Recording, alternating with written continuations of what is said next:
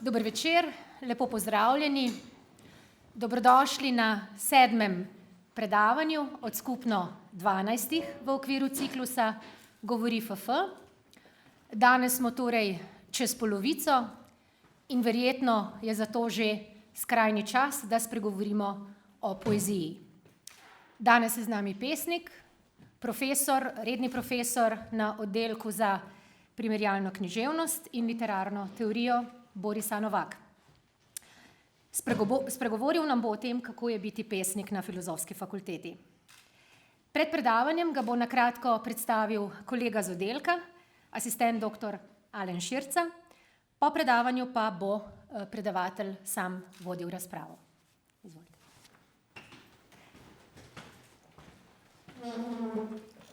Torej, lepo pozdravljeni. Čisto na kratko predstavim svojega kolega Borisa A. Novaka, za katerega lahko trdimo, da je en izmed vodilnih slovenskih pesnikov in pravzaprav si drznem reči tudi klasik sodobne slovenske literature. Svojo pesniško pot je začel že v zgodnjih 70-ih. Njegovi pesniški zbirki Definicije in Satje, ki jih je potem veliko kasneje izdal, pravzaprav niti nista njegovi prvi zbirki, kolikor vem, vendar pričujeta potem tudi zlasti s prvo objavo leta 1977 Stihožitje. Ta pesniška zbirka lansira Borisa A. Novaka pravzaprav med ene izmed vodilnih in prepoznavnih glasov v slovenski poeziji. Pri svoji poetiki se je obrnil na tradicionalne oblike, ki pa jih je pretkal z zelo sodobno govorico, ki je v vseh svojih premenah bila vedno drzna in eksistencialno zavezujoča. Kasneje mu sledimo v pomembnih pesniških zbirkah, kot so Hči spomina, Kronanje, potem v 90-ih letih Mojster nespečnosti, Alba, še kasneje Žarenje in vse do zadnjega monumentalnega dela eposa Vrata nepovrata v 3 delih, ki je s to gesto ne samo prvi slovenski ep, ampak pravzaprav gre za dokument, za eno gesto v rangu svetovne literature. S tem se Boris A. Novak nikakor ne anahronistično ne umešča v neko predmoderno, ne vem kakšno izročilo, ampak se plasira v rang Ezra Pounda in njegovih kantosov in številnih epov sodobnih, ki so nastali v zlasti ameriški poeziji v 20. stoletju. Nenazadnje to priča o tej pomembnosti tega dela tudi integralni angleški prevod, ki se ravno zdaj dogaja za ameriški trg. Po drugi strani pa je Boris A. Novak seveda eden izmed največjih strokovnjakov za komparativno verzologijo pri nas v Sloveniji in tudi o tem predava na našem oddelku za primerjalno književnost. Poleg tega je izjemno razgledan v vseh historičnih epohah literature od srednjega veka do simbolizma. Seveda ne preseneča, da je tudi za svoje pesniško delo, pa tudi strokovno delo prejel številne nagrade, že od prve pesniške zbirke Zlata ptica, nagrado Zlata ptica, do zadnjih nagrad, ko je bil leta 2017 sprejet v Akademijo znanosti in umetnosti kot izredni član. Lani pa je tudi prejel Prešernovo nagrado za življenjsko delo. Ogromno je tukaj stvari, ki bi jih lahko dodal, pa bodi zdaj dovolj. Kajti zdaj, dragi Boris, govor je tvoj.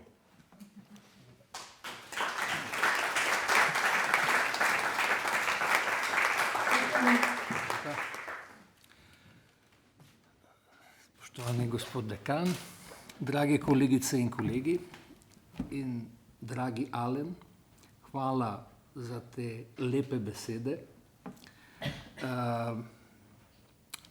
Ganjen sem in moram priznati, da imam čeprav ponavadi nimam treme pred nastopi, pred tem nastopom imam tremo, zaradi tega, ker nastopam v nekoliko drugačni vlogi kot ponavadi.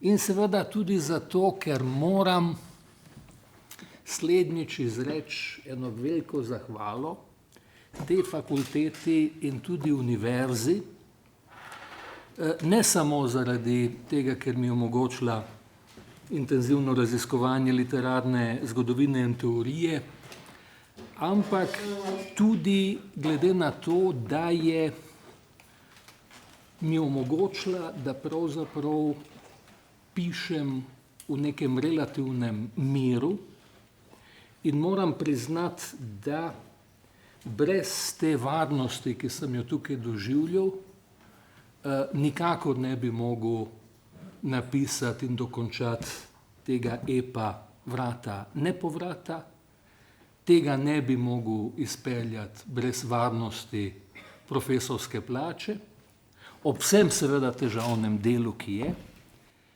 ali pa bi seveda kratko malo umrl od lakote. Jaz sem torej dvoživka, neke vrste padalec, marsovec med vami, vendar moram priznati, da v nasprotju z razširjenim predsodkom, da se znanost in umetnost medsebojno izključujeta, sam nikoli nisem čutil protislovja med tema dvema toriščema svojega delovanja. Celo več, raziskovanje mi je pomagalo, da sem v slovenščino prelil mnoge pesniške oblike iz zakladnice svetovne književnosti. Temu sem posvetil velik del svojega pesniškega in pedagoškega dela. Tukaj je ena izmed teh knjig, Oblike duha z 220 oblikami, ki so komentirane ad usum delfini za študente in mlajše. In v vseh teh oblikah sem napisal pesem ali ciklus. Obenem pa seveda velja tudi obratno. Najboljše, kar vem povedati na predavanjih in seminarjih, izvira iz moje lastne pesniške izkušnje. Zato seveda tudi ni naključje, da je Ljubljanska univerza postala ena izmed osrednjih tem epa Vrata nepovrata. Pojavlja se v različnih obdobjih, od predvojnega vse do današnjega dne. In ta moj nastop današnji sem si zamislil bolj ali manj kot branje pesmi, med katerimi bojo tudi pesmi, ki sem jih pisal v študentskih letih. Ampak seveda se spodobi, ker je to posvečeno stoletnici Univerze in Filozofske fakultete, da začnemo z obdobjem, ko se je ta univerza še imenovala Univerza kralja Aleksandra, ko so študentski aktivisti govorili svoje goreče protestne govore z balkona univerze in s tem posegali seveda tudi v zgodovinsko dogajanje. In z tega balkona je v 30 letih prejšnjega stoletja kar nekajkrat govoril tudi moj oče Ante Novak, ki je bil takrat študent pedagogike, nemščine in filozofije na tej fakulteti. Njegove ocene, kot kaže diploma, niso bile briljantne. Imel je pa razumevajoče profesorje, recimo profesorja filozofije Franceta Webra, ki mi je očitno šenkal ocene. In dosegel je svojevrsten rekord, bil je 23krat v zaporu, tudi in predvsem zaradi tovrstnih govorov z balkona univerze. V času očetov druge knjigi epa imam v 27. spevu, v času kritičnega uma, tudi naslednjo pesem. In ko je Ante stopil na balkon univerze, je pod seboj zagledal ne le množice študentov, ampak tudi policijski kordon. Zveneče verze Župančičev Meh od 8 do 3, žareči žeblji, žeblji v očeh, žebljarske, Marskov manifest in 5 fragmentov iz tajnih dokumentov o preprečevanju študija judovskim študentom, je kričal s tempom izkušenega retorja. Nato je ob krikih in topotanju škornjev zagledal hud prizor. Iz Židovske in Wolfove so se nenadoma pojavili žandarji v stanju popolne bojne pripravljenosti, da je glasove študentov preupil nem blesk puškinih kopit in bajonetov, od uršulink pa konjenica v napadu, Ante je zarjovel skozi megafon umik v smer Ljubljanice in klin študentov je brž prebil kordon pri filharmoniji. Ko je Ante pritekel iz poslopja univerze, ga je 5 agentov zgrabilo in pritisnilo ob zid z obrazom na plakate.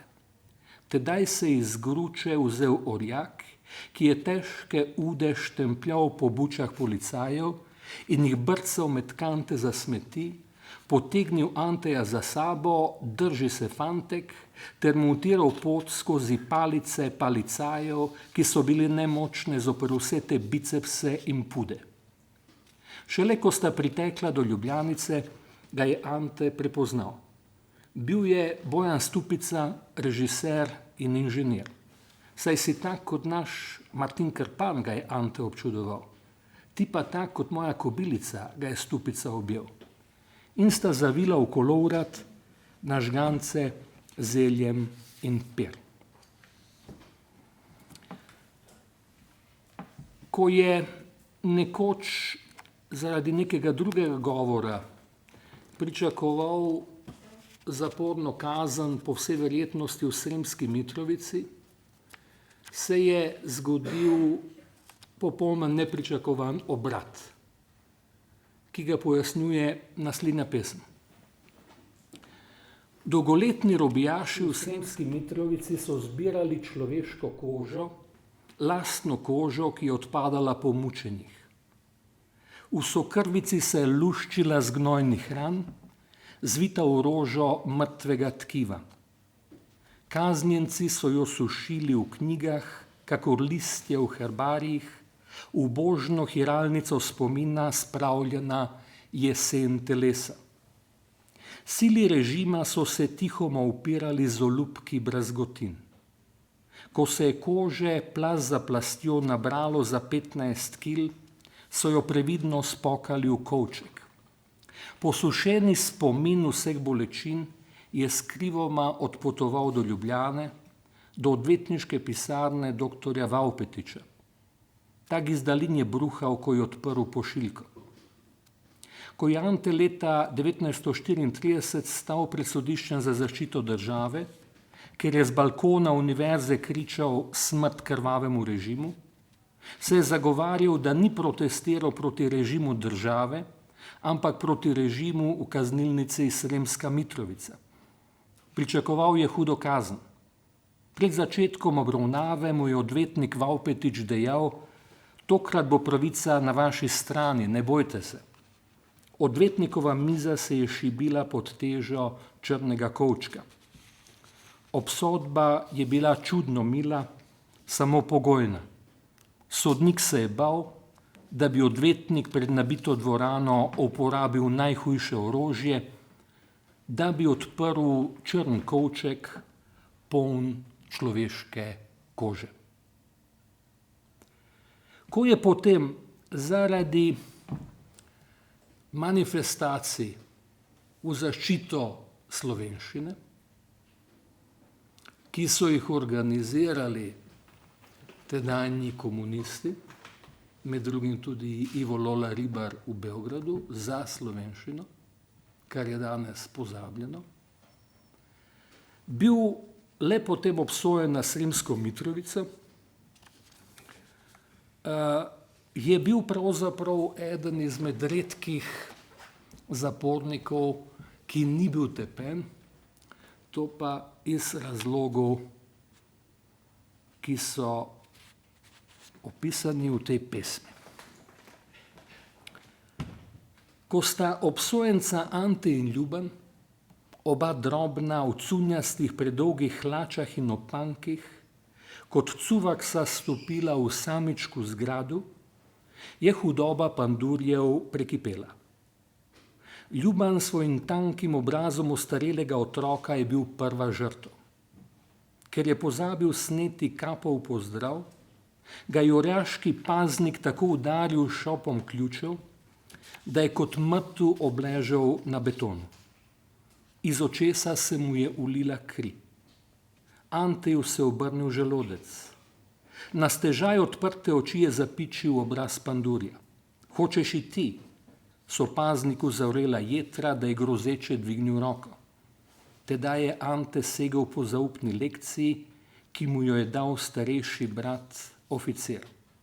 Z globoko togotnim glasom je na pamet zdrdral rešilno formulo, ki je niti sam ni razumel čisto dobro.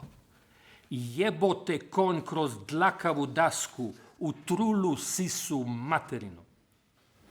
Nastala je tišina tako gosta, da bi jo lahko rezal. Pandur je zrl vanj, negibno, nejevirno, silno pestjo obešeno v zraku. Kaži to još jednom. Peza udarca, ki se bo spustil, je bolj in bolj naraščala. Ponovi. Anteju se uprlo, zakričal je na ves glas. Jebote konj kroz dlakavu dasku, v trulu sisu materinu. Pandurju se je obraz razlezel v širok smehljaj in pes se je razprla v nerodno dlan, s katero je Anteja trepljal po premrlem licu. Ovako nešto lepo još nikad nisam čuo. Poklical je kolege. Pero, Mile, Slobo, dođite vamo da čujete ovo čudo. To nije psovka, to je pesma. Kakve li miline, znaš li ih još? Ante se je zlagal. Jasna stvar. Pandur mu je zašepetal. Slušaj, ako te neko pipne, ti samo meni kaži. Tebi neće pasti dlaka sa glave. In podrejeni mu je ukazal, Mile, daj malo mečebe, Pero, daj mu vruću čorbu, da se ne smrzne u ovoj zimi. Baš bi bilo šteta da nam propadne ovakav talenat. Zato je bil Ante eden redkih robijašev, ki v Sremski Mitrovici ni bil nikoli tepen. Ljuban je komaj preživel. Udarec Pandurja mu je za vselej poškodoval oko. Mesece samice je zdržal le tako, da si je bobnal melodije džezovskih skladb. Po vojni je zbiral kopice plošč. Ko me je nekoč povabil domov poslušati trobento Milesa Davisa, se je občutljiva duša spomnil usodnega udarca iz Sremske Mitrovice, na kar se je začel režati v ritmu Milesove trobente. Veš, kako se je tvoj oče rešil tepeža? Jebem ti, to je bilo genialno. Zabrusil je pazniku, jebote konj kroz dlakavu dasku, v trulu sisu materinu. In sva se s stricem Ljubanom oba režala. In režal se je svojo trobento Miles Davis. Jebote konj, jebote Miles Davis. Največja pisateljska napaka, kar sem jih zagrešil v svojem življenju, je, da se nisem zapisal originalne kletvice, ki je štela nič manj kot 85 besed. Toliko da veste. Seveda so imeli poleg uradne univerze, študenti Aleksandrove univerze, tudi svojo lastno rdečo univerzo, ki je uradovala zelo blizu uradni in je seveda konkurirala. In tukaj sledi pesem o uredništvu revije, ki je bila izjemno kritična in je išla v eni sami številki, ker so jo pravoverni ideologi komunistične partije zatrli. Ta revija je bila nova Mladina, ta spomin si deliva z Mladenom Dolarjem, ker tukaj nastopa tudi njegov oče. Dobivali so se blizu univerze v lokalu Triglav na Wolfovi in igrali biljard. Zasedba se je menjavala, inventar pa je bil štab invencije Ognjeni zmaj četveroglav. Mladi Ante, mladi Škrlak, mladi Kos in mladi Dolar. V dimu tako gosten, da bi ga lahko rezal, so se iskrile cigarete in ideje in oči, žar prijateljstva teh čistih kritičnih duhov. Zaveza pripadnosti jih je gnala iz akcije v akcijo in premo sorazmerno so mojstrili še biljardno tehniko. Glas za pravico žensk do študija na univerzah, je rekel Ante in udaril prvo kroglo, ki je zadela druga tretjo in tretja četrto. Glas zoper izključitev judovskih študentov pribežnikov iz Poljske, je vzkliknil Škrlak in frcnil drugo kroglo, ki je zadela tretjo četrto in četrta prvo. Za solidarnost delavci in zoper revščino je zatrobental Kos in ustrelil tretjo kroglo, ki je zadela prva četrto in četrta drugo. Za drugačno šolo in pravico do proste vesti je prebil Dolar in izstrelil topovsko četrto kroglo, ki je zadela druga prvo in prva tretjo in vse so zletele v luknjo materino. Ti teleči intelektualci so bili najbolj briljantni, če kakšna deklica občudovala njihov ogenj. Takaj so ti osvajalci src petelinje kikirikali. Tako je vzklila klica ženialne ideje, da bi ustanovili revijo mesečnik, ki bi ga imenovali Nova mladina. Spesnili so goreč uvodnik, v katerem so stihijo sedanjosti in znake zgodovinske usodnosti presegli z vero v pravičnost in družbeno harmonijo.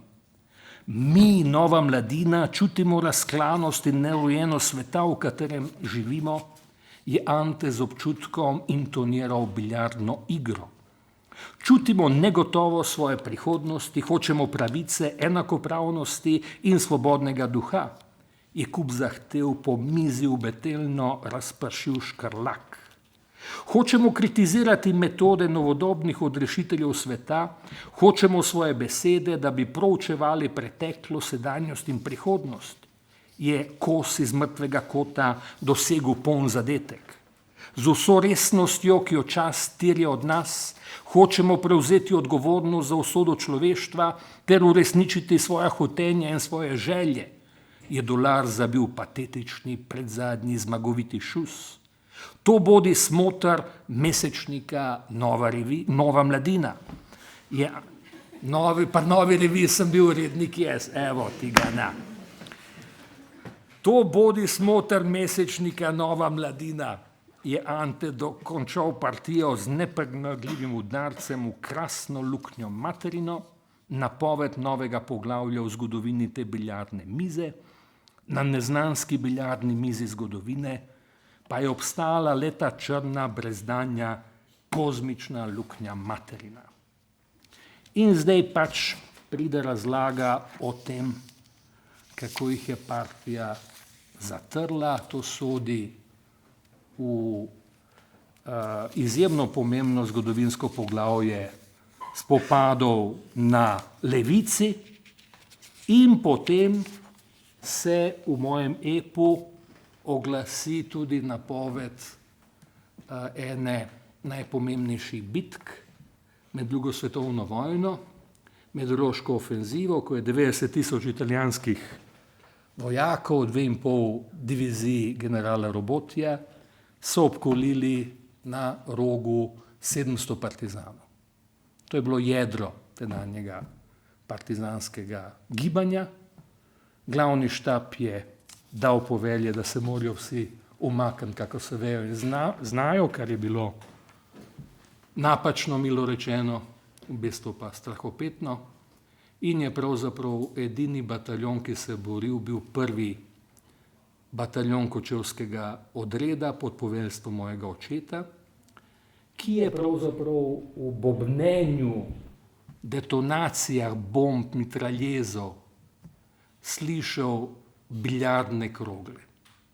In so se prebili strategijo, ki je imenoval strategija biljardne krogle, po spominu na biljard v Triglavu, na ta način, da so bežali in se prebijali in napadali in so imeli Italijani ves čas občutek, da imajo opraviti s fronto, oni so se pa gibali in prebili obroč, rešili glavni štab in centralni komite, za kar so se mojemu očetu zahvalili na ta način, da so ga obsodili na smrt zaradi insubordinacije. Mi smo tudi imeli v svoji generaciji neformalno univerzo, to je bil lokal Šumi, ki ga že zdavnaj ni več, kjer smo se pripadniki naše generacije, Milan Kleč, Jure Perovšek, Igor Likar, Andrej Rozman Roza, Vladimir Memon, Vladimir Kovačič, Bor Turel, mnogi drugi, vsakodnevno zbirali. Šum je kraj, kjer smo dobesedno prestali mladost. Bufet, ki je zanikal vse zakone fizike. Na pičlih 30 kvadratov pol teme je domišljija stisnila zunanji svet. Bila je črna luknja, kozmični magnet. Vanj je vsak dan, opoldne in zvečer izginilo 100 fantov in deklet, da bi tam našli najlepši nemir. Zunaj je zehala zobata stvarnost. Sive obleke in resnica brez ostankov. Tu notri pa smo jahali na šanku, ki ga je Jesih imenoval konj.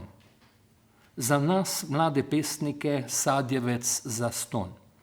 Na zguljeni tapeti sled, Čabi was here. Na skretu, dok je bilo Tita, bilo je išita. Zunaj pa stvarnost, vsega lačna, vsega sita. Že zdavnoj so zaprta vrata te skrivnosti. Ko danes nosim stvarnost mimo Šumija, sem težak 300 kil. Čez prag odsotnosti ne morem več tja noter k sencam iz mladosti. V skladu z naravo velikih epov starejših obdobij, Gilgameša, homerske epike in Dantejeve komedije, so vrata nepovrata sestop v zagrobni svet, kjer se pogovarjam z ljubimi dušami mrtvih. Med njimi zavzema posebno mesto Dušan Pirjevec-Ahac, profesor primerjalne književnosti, ki nas je vse globoko zaznamoval. In v tem epu je nekaj pesmi, ki so mu posvečene, tudi kot partizanu, ker sta z mojim očetom sodelovala pri prvi veliki akciji slovenskih partizanov, napadu na italijansko postojanko v Ložu na Notranjskem. Komandanta sta bila Ljubo Šercer, bivši jugoslovanski oficir, Stane Semič Daki, španski borec, ki sta edina imela izkušnje z orožjem, politična komisarja sta bila pa Ahac in moj oče. Po uspešni akciji je zapadel najhujši sneg 20. stoletja že oktobra.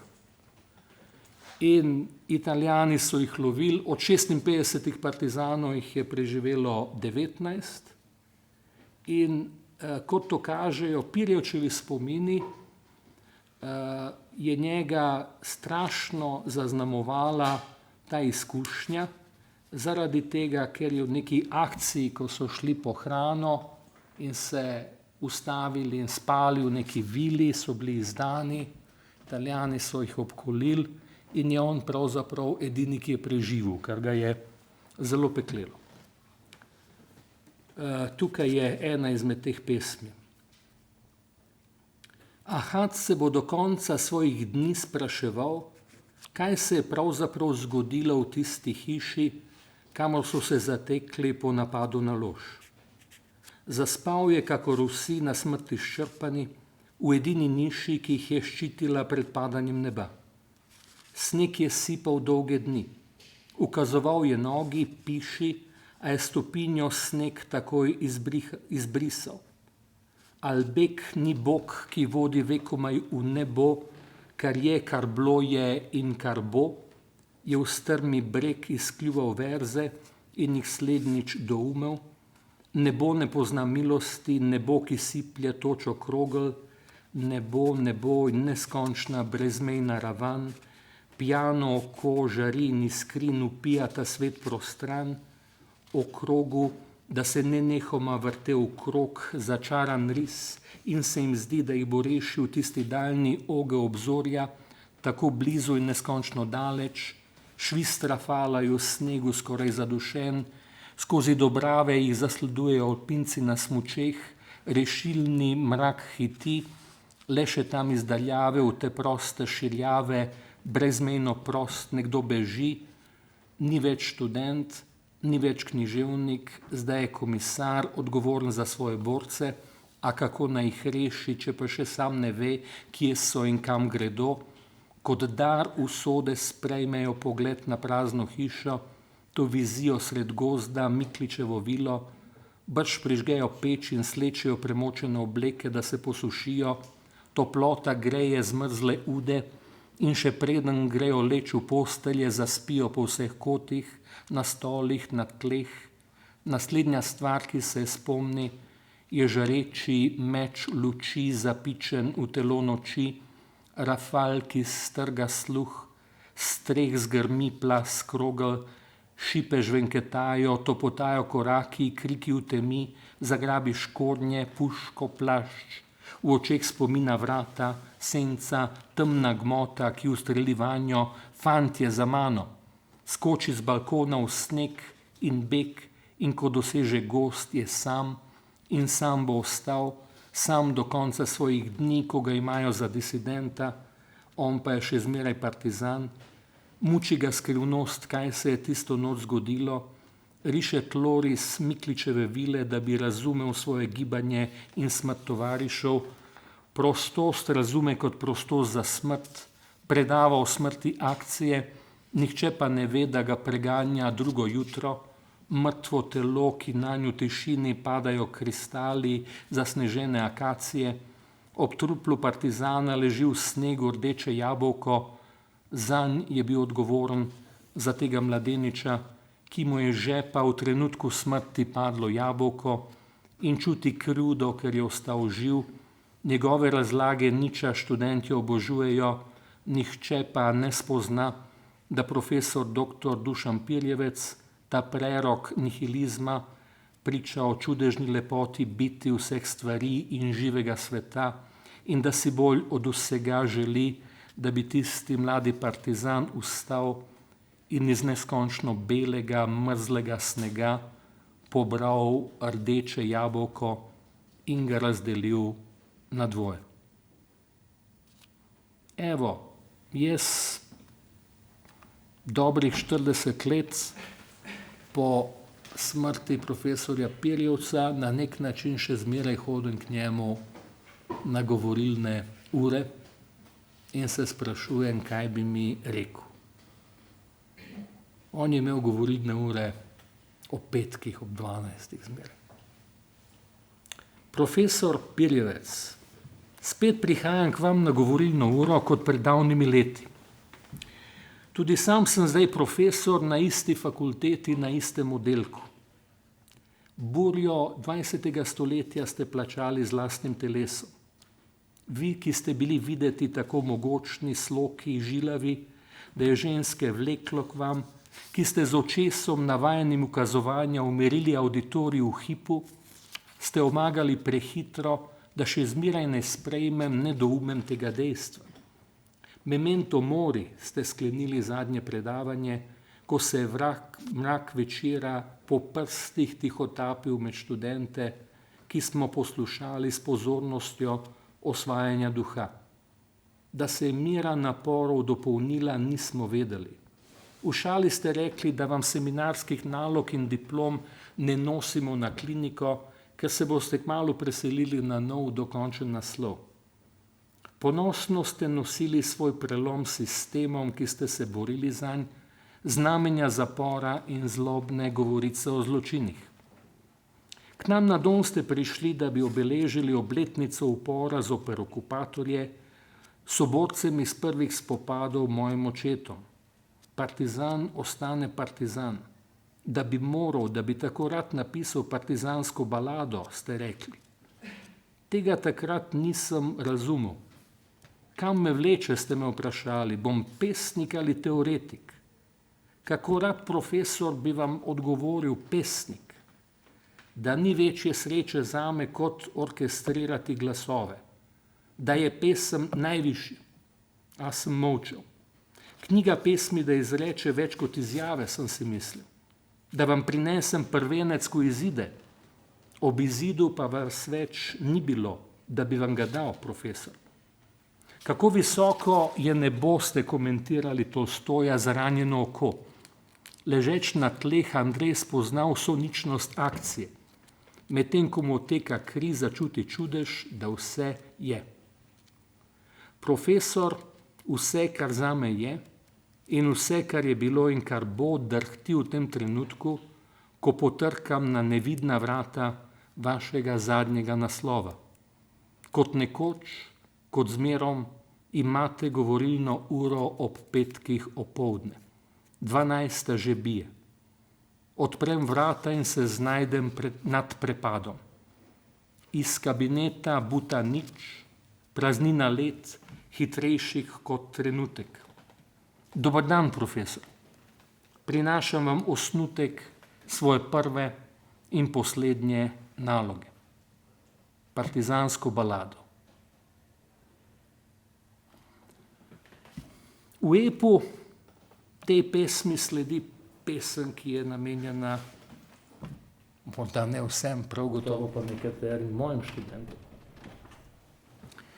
Vsak torek jim predavam o oblikah ritmov in rimah, o pozabljenih zakladih pesništva. Niti najmanj jih ne mika ta dolgočasna snov. Ti mladci bi radi umetnost brez spomina in vizij. Ah, tlaka razsvetljevanja glav utvara univerze. Ti mladci hočejo vse zdaj, ker čas ne čaka. Pravzaprav mi ne gre za metre, zloge, verze. Rad bi jih okužil s klicami vesele vede. Kot pedagog pa jim ne smem povedati, kako drago plačujem te besede, imenovane pesmi. Ne smejo vedeti, da sem začel pisati, da bi se rešil smrti. Da je edini razlog za to tiho petje boleča, strašna, lepa stvar, imenovano preživeti. Tukaj je tudi sonet napisan za eno izmed najbolj romanesknih figur, ki je kdaj hodila po tej univerzi in fakulteti. To je bil Evald Koren. Evo, za ta napor bom moral sneti suknjič. Evald Koren je bil pravzaprav junak romana. Kot pesnik bom njegov dvometrski format na silo stlačil skozi ozko špranjo vrat soneta. Pri njem ni ostala neprebrana nobena stran naturalističnega Tostrana in ni ostal neraziskan noben obrat govorništva, noben glasovni stik, zaklad tihega zvena pesniškega onstrana. Ta strogi varuh forme je srž zgodovine obvaroval za danes, da spomin ne mine.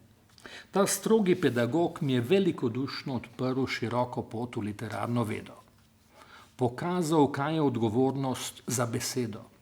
Zahvaljen, doktor Fater, velikan z otroško dušo.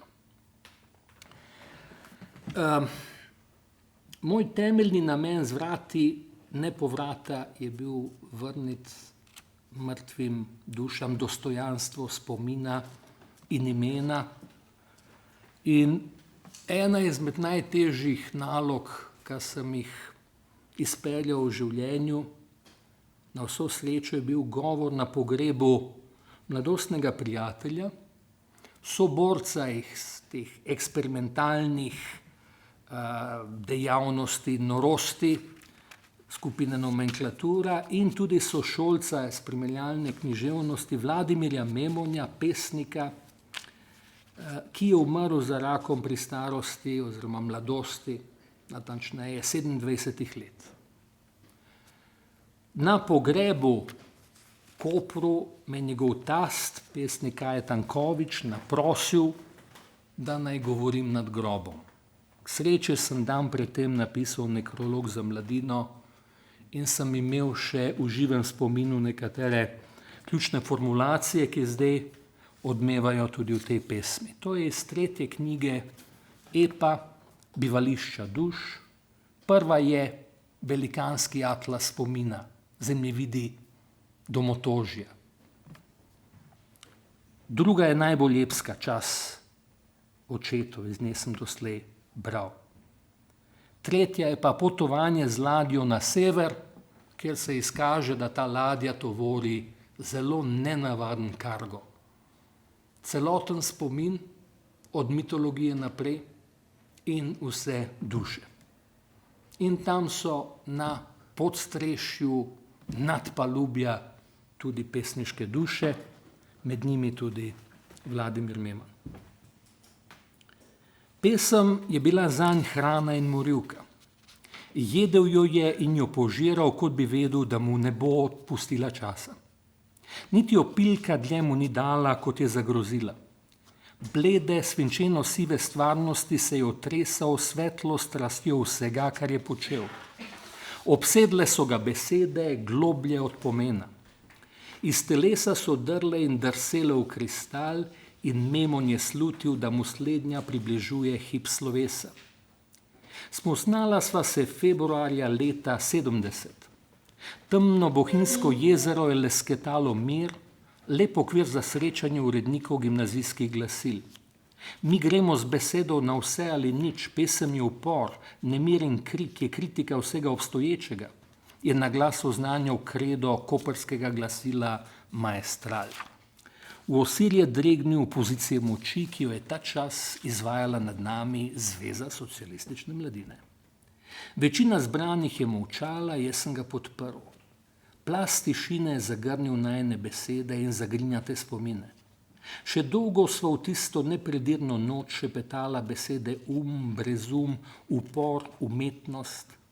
Za maline in magično ime Tomaža Šalamuna sem takrat prvič slišal. In prvič sem srečal olajšanje nekoga, ki je bil natanko tak kot jaz, le da še bolj. 100-krat bolj je bil radoveden in vseveden, kajti vloga tega mladeniča v kozmosu je bila vse razumeti in se vsemu upreti, pljuniti na klišeje sloga in ubesediti kot magma vroč utrip zavesti. Že poleti istega leta sva prijatelja šotorila na obalah pri Pulju, plavala, jedla le enkrat na dan, ves prekleti denar pa porobila za cigarete in vstopnice festivala jugoslovanskega filma. Po projekcijah v Areni sva se pomešala med filmarje, ker je trepetala postava Nede Arnerič, igralke najinih let, v plamenih večernih zvezd. Zadeta od njene čutnosti in kozarca vina na prazen želodec sva se opotekala v kamp. Naslednji dan mi je Vladimir razložil slednji kader včerajšnjega filma, pri tem pa pokadil najmanj 3 škatlice cigaret. Imel je čutne ustnice. Iz rjavih oči je žarela silna in sanska energija, poduhovljen in globok magnet. Podoba najinega pulskega šotora bo za venomer pred dežjem pozabe varovala dušo Vladimirja Memona. Njegov odprti grob je bil na glavo obrnjen šotor. Ko sem tam stal ob mladi vdovi Nini in me tast pesnik Kaje Tanković prosil za poslovilni govor, je name padel šotor zemlje in neba in podrast cipres je stegovala kremplje korenin v zmedo travnatih šopov, sveč, prgiš, prsti in vrtnic v večno rast niča. Šele 30 let pozneje razumem besedo mladostnega prijatelja. Sam sem lepotičil zven pomena in pomen zvena, Memon pa je stopil s cela v sredo vsega, kar je sam bil, v srce plamena lastnega na smrt živega telesa, kjer se je zabliskala lepota, neizmerno skromna in potrpežljiva, enaka kamnu ali vstopu dotika v dotik v bitje. Lepota, ki ne rodi dneva, ki ne ustavi smrti. Lepota, ki je več, ki je del, morda najmanjši, najskritejši vsega. Družinski genom je seveda zahteval od mene, da sem demonstriral od mladih let. Prvič na demonstracijah proti vietnamski vojni 15. maja leta 70, ki so se do večera spremenile v notranje politične demonstracije. Na to je recimo zame bila zelo ključna združba 3 leta starejših mladeničev, med katerimi eden sedi tukaj, to je Mladen Dolar, ki sem jih poznal, ko sem bil na Šubičevi gimnaziji v 1. letniku in je bil ta razred v 4. Tam so bili Jaša Zlobec, Marko Uršič, Branko Gradišnik, Jure Detela, Tomaž Vraber, dolgoletni predsednik Društva slepih in slabovidnih Slovenije, žal pokojna Barbara Šubert in seveda še kdo.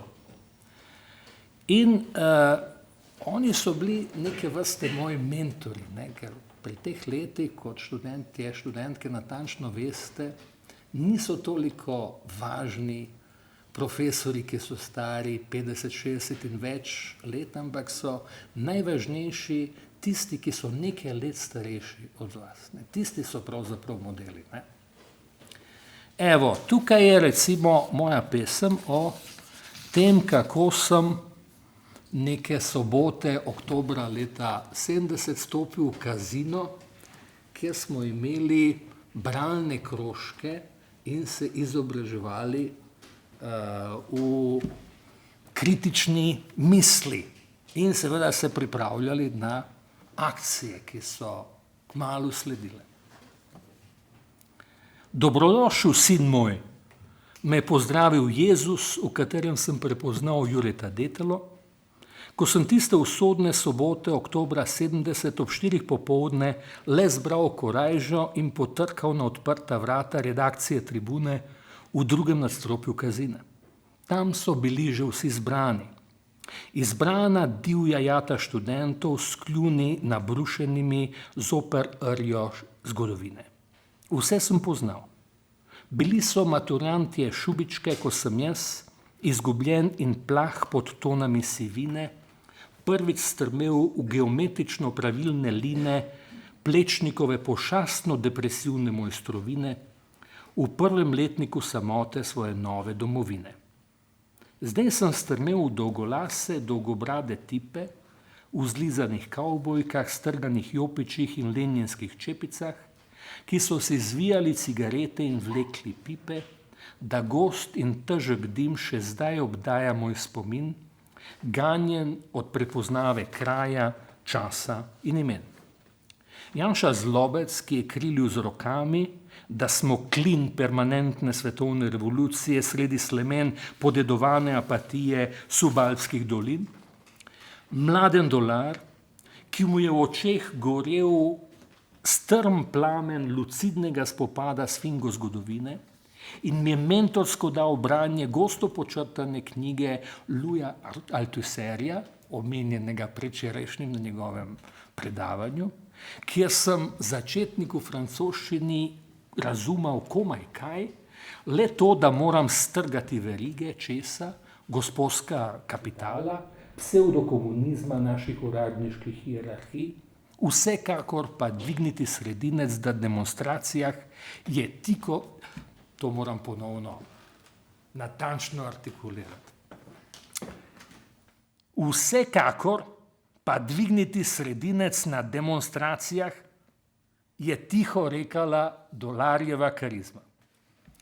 Marko Uršič, ki je bil takrat tak isto prijazen, kot je danes, 45 let pozneje, ko se tedanjega trotskizma spominjava z nasmehom med pogovori, kako narazen leze renesančna sinteza sonc in senc, lepega in mislečega. Avant pisatelj Branko Gradišnik, kar se da glasen tiger besednih iger, ozvočen smehom jezičnega opornika, že takrat raziskujočega strategijo in taktiko naracije, prekucije in zajebancije, tega novinca je pokazal name, pa pozdravljam, stotijo poetov v svetovni revoluciji obogatil s priredbo hita beograjske korni grupe Trla baba lan, ki se pri njem glasi Trla zeka lan, da ji mine dan, o čemer je celica zeka na Šubičevi gimnaziji včeraj razpravljala 6 ur, Trla lan, da ji mine dan. Tomaž Vraber, ki je kot britev rezal zadnji, oraciji, ki da jo z vse šibkejšimi očmi preroško jasno vidi in nam je pel levite o nujno potrebni konspiraciji in je imel preroško prav, saj smo bili priča aretaciji že drugo jutro. Izkazalo se je, da je maršal Jebo Tito presneto živ in žilav in je kot ob vsaki vizitaciji Ljubljane ljudska milica za vsak primer za 2 dni brez sodnega naloga spravila z zapahe celo vrsto sumljivih elementov, vse lokalne prostitutke in Jezusa, pacifističnega pesnika Jureta Detela. Njega, on je bil na seznamu, Bog vedi zakaj, rednih osumljencev, ne, in so ga zmeraj pospravili potem. Nikoli ni bilo take pomladi kot leta 1971. Na pusti modernistični fasadi je tele hiše.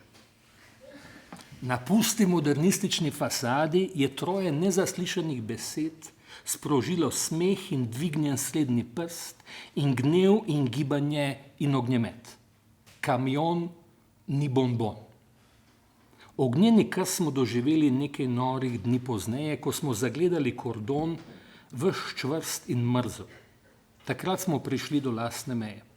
Predtem pa eksplozija časa, srh, zasedba filozofske fakultete, duh liphi veje prostost, pogum, dotlej neznan, študentka smejočo se lepoto, jazz band, barkati dekleva dirigira hrup 101 instrumenta domišljije, ki šprica, lije, seva, dolgolasi jesih predava o dolini totalke, režimo se, nihče ne šteje dni, vse do dneva preboja, ko smo iz betonske barake faksa odšli na cesto in zasedli mesto, skrivaj sem razmnožil šmirajste letake z matrico na prastarem ciklostilu, to na Šubičevi gimnaziji. Skozi gosto mrežo teles in sloganom sem dolgo iskal prijatelje, trdo jedro gibanja, prostor se je že zibal in lebdel in piskal, ko sem jih našel, so bili v prvi vrsti, Jaša s pestjo v zraku, pa Mladen in Branko, Tomaž in Jure in Marko, prijeli smo se za roko, kot da še zmeraj hodimo v vrtec, prizor nas je spremenil v prestrašene otroke, kordon miličnikov v neprebojnih jopičih, čeladami in ščiti, pištolami in palicami. Tedaj sem se spomnil in vzkliknil, policaj je palicaj, a sem ga komaj slišal. Nismo mogli več nazaj, samo naprej, kričali smo, da prekričimo strah, naprej, naprej in se usedli pred parlament. Spomnim se vonja po cvetočih lipah in toplem asfaltu in toplih dekletih, vonja hipa, ko sem bil mladenič, tako kot vsi, ko sem bil pesnik, tako kot vsi, ko sem bil upornik, tako kot vsi in bil zaljubljen, tako kot vsi in korakal naprej, tako kot le nekateri, tisti, ki se po 40 letih srečamo v večerih pred filofaksom, po predavanjih novim študentom, ki parlament obmetavajo z granitnimi kockami. Aha. Zdaj pa tukaj nekaj manjka.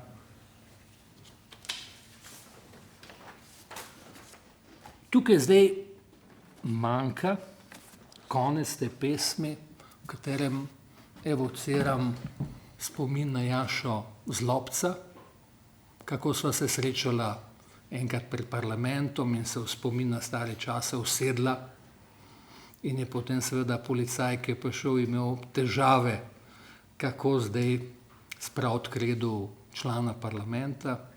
In sploh je bilo recimo eno mojih zadnjih srečanj z nesrečno umrlim Jašo Zlobcem, to, da sva se nekoč ob mraku srečala, pozdravila, to je bilo pred Šubičevo, pred Kazino, in se potem nenadoma oba obrnila in dvignila roke v zrak, tako kot v starih časih. Vsi, ki veste, kako je Jaša Zlobec šel z tega sveta, boste razumeli, da je to bil en poseben trenutek. Jaz sem pozneje to krilatico policaj je palicaj uporabil v eni protestni pesmi za predstavo Romea in Julija v režiji Ljubiše Rističa v Mladinskem gledališču in potem je v glasbu Gojmir Lešnjak Gojc. In v njegovi uglasbitvi to gre takole. Policaj je palicaj, policaj je palicaj, le zakaj, le zakaj, jaz pa nisem takšen zmaj, pravi plavi palicaj, jaz imam rajši mesec maj in izlet tu cvetni gaj. Policaj je palicaj, le zakaj, le zakaj, jaz sovražim palico in še bolj tiralico, rajši grem na malico, sunit kavno šalico. Policaj je palicaj, le zakaj, le zakaj, zmeraj sem bil slab učenc, zdaj sem fasal še suspens, ker sem vozil brez vseh brems, službeni Mercedes-Benz, policaj je palicaj in tako dalje. Jaz sem seveda pisal že v gimnaziji, ampak recimo prelom so bile avantgardistične pesmi, ki sem napisal v prvem letniku primerjalne književnosti in filozofije. Med njimi so recimo bile zame še posebej pomembne naslednje, recimo marjetične meditacije. Ljubi me, ne ljubi me, ljubi me, ne ljubi me, ljubi me, ne ljubi me, ljubi me, ne ljubi me, ljubi me, ne ljubi me, ljubi me, ne ljubi me, ljubi me, ne ljubi me, jebi ga. Ali pa naslednja, bla bla, bla bla bla, bla bla bla bla, bla bla bla bla, bla bla bla bla bla bla, bla bla bla bla bla bla bla bla bla, bla bla bla bla bla bla bla bla bla bla bla bla bla bla bla bla bla bla bla. Jaz sem en bla, bla bla.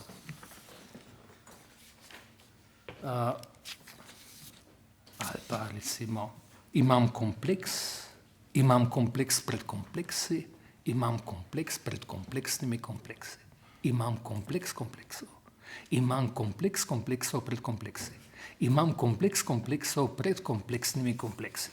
Mater sem za kompleks. Potem je sledila faza, ko sem nenadoma začel pisati miniaturne pesmi v izpitnem obdobju septembra leta 1973. Se pravi, ko sem končal prvi letnik. To so bile definicije, sem poskušal s skrajno jedrnatostjo izraza, s humorjem, metaforami zajeti bistvo pojavov. Recimo, plima je lunina rima. Nevihta je nogometna tekma oblakov na nevestnem stadionu. Pesem je soba v hotelu besed A kategorije z razgledom na domišljijo, kopalnico za metafore in dvojno posteljo za moške in ženske rime. Maslo je rjuha od kruha. Poljub je ljubezensko pismo v kuverti ustnic. Najlepše ga je izročiti ustno. Spomenik je spomin, ki se je tako dolgo hladil, dokler ni okamnel. Dotik je pastir kože. In definicija, ki je bila zame zelo pomembna, tudi zaradi poetike, pesnik je vrtnar tišine. Nekateri izmed teh tekstov so imeli tudi neke politične konotacije, recimo. Otroštvo je, ko imaš v srcu več prostora za Karla Maja kot za Karla Marksa. Pa smrt je edina privatna lastnina, ki je niti komunizem ne bo mogel ukiniti. Komolci ne poznajo demokracije in tako dalje. Tukaj so potem tudi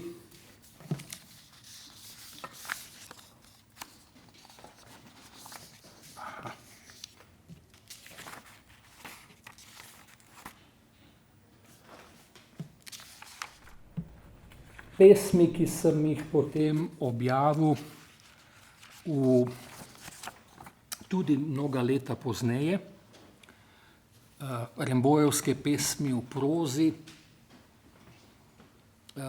Sem bil v 3. letniku tega faksa, recimo ena izmed teh pesmi je Pijan pesnik v riževem narastku.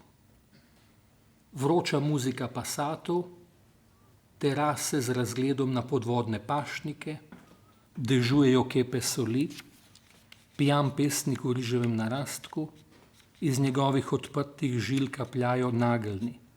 Njegove rime regljajo kot strojnice in prenašajo naglašene gore iz doline v dolino. Nad glavo neba brni zvezdna napeljava. Sapa gnezdi v hruški, kjer se sladkor združuje z obliko, sok krvavi po raztrgani obleki sadu. Barka presekana s helebardo bliska, paluba majhna kot žalost. Jambori salutirajo obzorju, jadro je obrisalo buri smrka v nos. Dim piše daljavi, razdalja briše njegovo pisavo. Postelja v stelji, plot polti.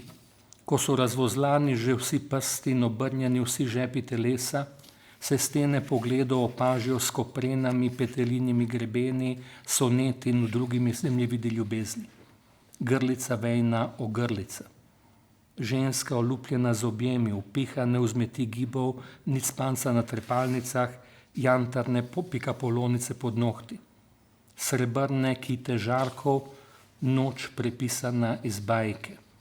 Na ploščadi mesečine lampioni mežikajo letečim sencam. Piš nevidnih jad, vrtinci vrtov, nasadi ur v dihanju časa. Pletene rastline se z oblakov vračajo v jutro.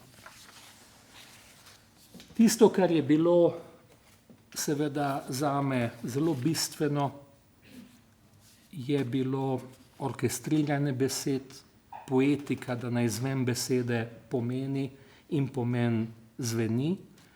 To sem prvič v polnosti realiziral v zbirki Stihožitje, ki je izšla leta 1977. In to so pesmi, katerih rahlosti, nežnosti, prefinjenosti jezika pravzaprav nikoli več nisem znal obnoviti. Nedvomno sem postal boljši pesnik, globlji, ampak tega posebnega odnosa z jezikom nisem več znal. Tu so verzi kot Tako se tihožitje spremeni v stihožitje, žena v željo in želja v željo jezika. Tu je recimo dolg vers, vse mirje, ta vse, ta mir in ta je, neizrekljiva rima rim, vse rimje, ki je bil zame zelo pomemben takrat, če seveda simbolističen vers, ki sem ga pozneje začuda znal prevesti v angleščino, tako da sem vse rimje prevedel kot universe, zvezaje, vers. Ta zbirka ima moto: vsako bitje ima svoj molk, tišina je le ena sama. Takrat sem zelo razlikoval med molkom, ki je bil v relaciji z besedo, ampak neka notranja resnica besede, in tišino, ki je pripadala zvoku in je bila na nek način kozmična, vseobsežna. Vendar to mojo poetološko razlago je potem podrla neka osmrtnica za nekim gimnazijcem iz Kopra, ker je bila ta pesmica moja ponatisnjena, in takrat me je zelo pretreslo, da seveda lahko pomeni tudi sporočilo, da je bil ta mladi človek, da se je zagrinjal v molk in da je na to stopil pač v neko temeljno tišino. Jaz sem seveda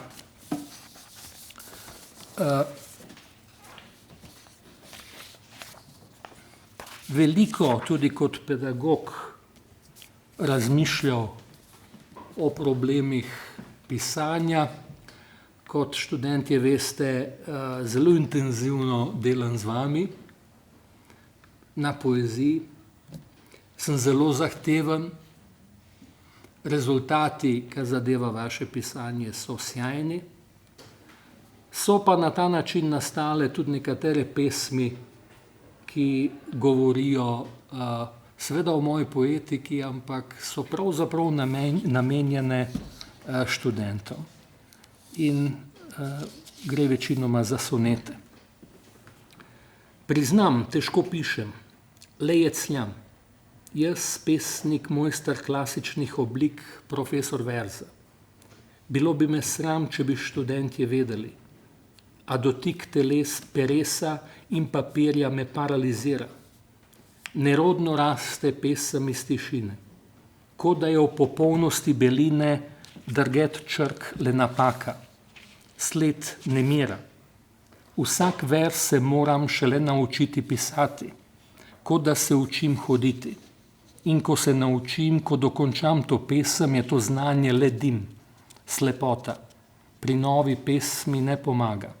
Spet sem sam, spet se učim hoditi, spet jecljam. In ravno to je največja lepota. Ne bodi nepotrpežljiv, navadi se čakanja. Kaj je stih? Blesk pomena na konici hipa, na konici zvena. Žareči zvok, zavit v molk.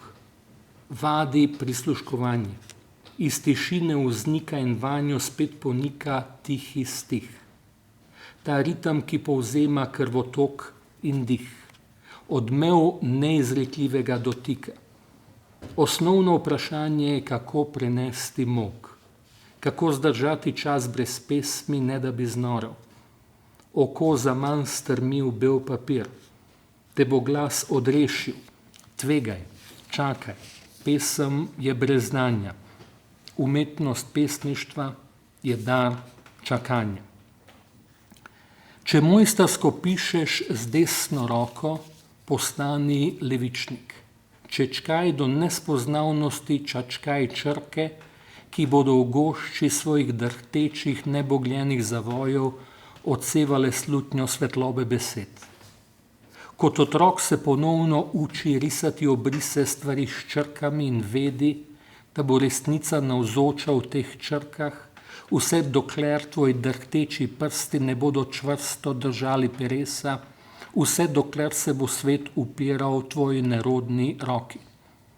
V trenutku, ko boš postal mojster peresa, mojster lepopisa umetnih črk, bodo črke premagale stvari in pesem bo lahka, prelahka in svet se bo umaknil iz črk.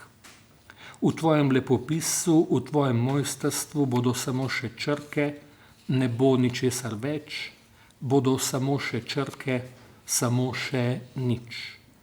Tedaj začni pisati s prsti desne noge.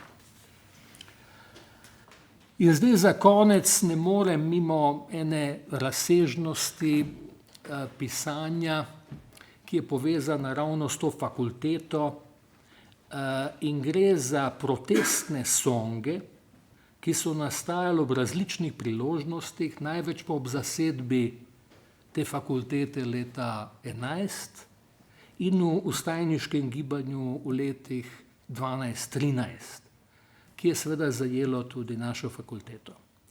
In sem sodi tudi priredba pesmi Janeza Bitanca Naša četica koraka, ki sem jo napisal zoper tedanjega ministra za izobraževanje, znanost, kulturo in tako dalje, doktorja Žigo Turka, ki je najprej to zelo zameril in ko sva se srečali, rekel, ja, kako ste pa mogli, kar sem ga šokiral, sem mu rekel, ja, z največjim veseljem sem to napisal, na kar je pa reagiral zelo človeško in rekel, no, če pa tako, vam pa Bog požegni, ne.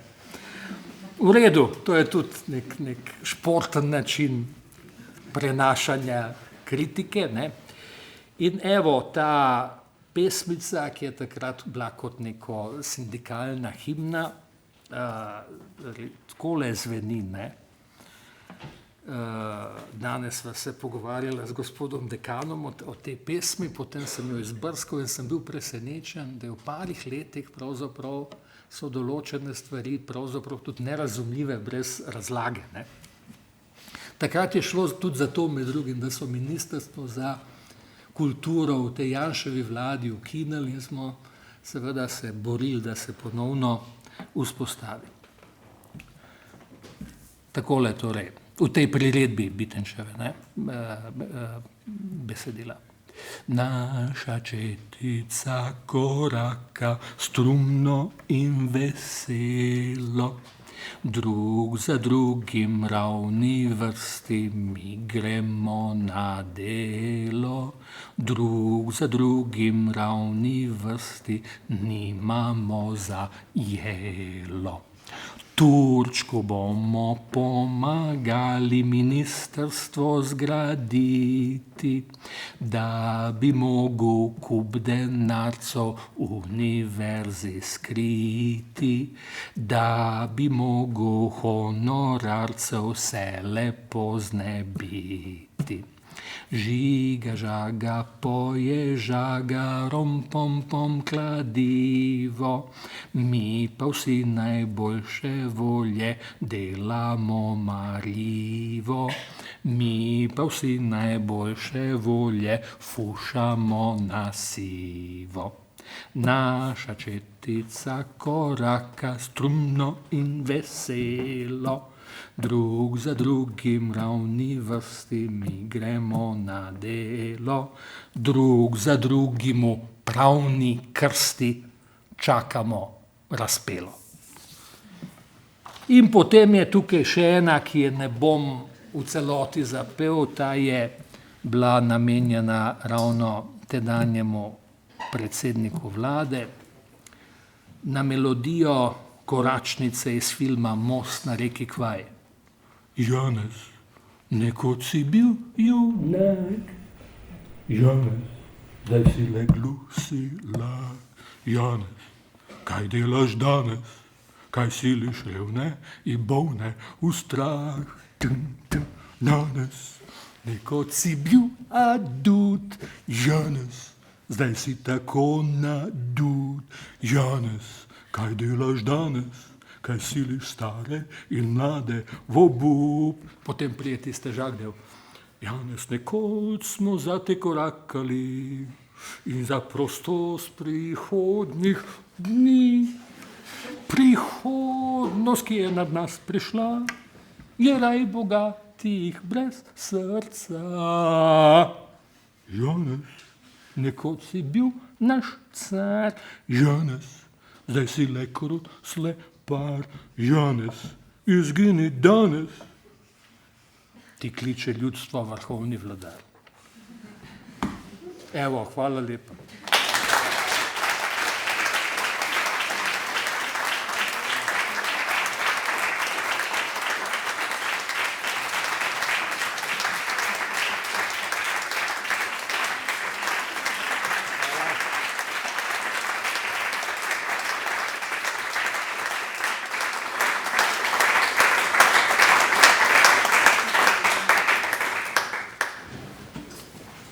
Hvala za prijaznost, za pozornost. Jaz, kot nekateri veste, sem glede nastopov sadist. Meni se občinstvo nikoli absolutno nič ne smili. Jaz sem prepričan, da je občinstvo po naravi mazohistično, ne? In da je moja naloga, da seveda pravzaprav te strasti zadostim, ne, mislim, tako da upam, da ni bilo prehudo, ne, sem recimo šel za 20 minut čez običajno mero, ne, tako.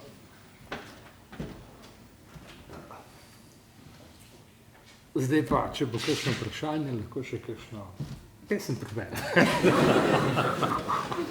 Z največjim veseljem.